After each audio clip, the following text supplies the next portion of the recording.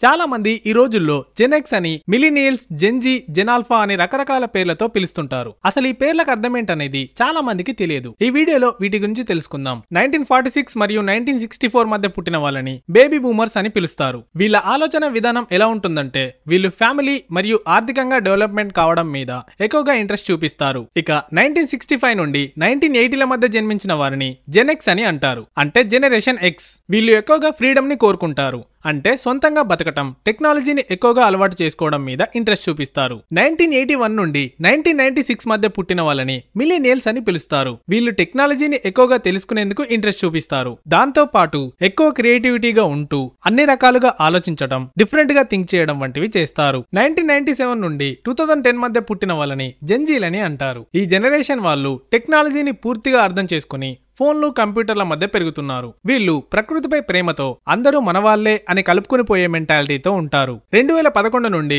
2024 మధ్య పుట్టిన వాళ్ళని జెన్ ఆల్ఫాగా పిలుస్తారు. వీళ్ళ జీవితంలోనే టెక్నాలజీ ఒక భాగంగా ఉంది. Remote class room education, computers, AI లాంటి ఫీచర్స్ ని వీళ్ళ చిన్నప్పటి నుండే చూస్తూ పెరుగుతున్నారు. కాబట్టి వీళ్ళని హైటెక్ పిల్లలనే అంటారు. 2025 నుండి 2039 మధ్య పుట్టిన వాళ్ళందరినీ జనరేషన్ బీటా లేదా జెన్ బీటా అని పిలుస్తారు. వీళ్ళ ఆలోచన విధానం ఎలా ఉంటుందో ఊహించి కామెంట్ లో షేర్ చేయండి. మీరు ఏ జనరేషన్ కి చెందినవారో కామెంట్ చేయండి. ఈ వీడియో నచ్చినట్టయితే లైక్ చేయండి. ఇలాంటి ఇంట్రెస్టింగ్ టాపిక్స్ కోసం మన ఛానల్ ని సబ్స్క్రైబ్ చేయండి.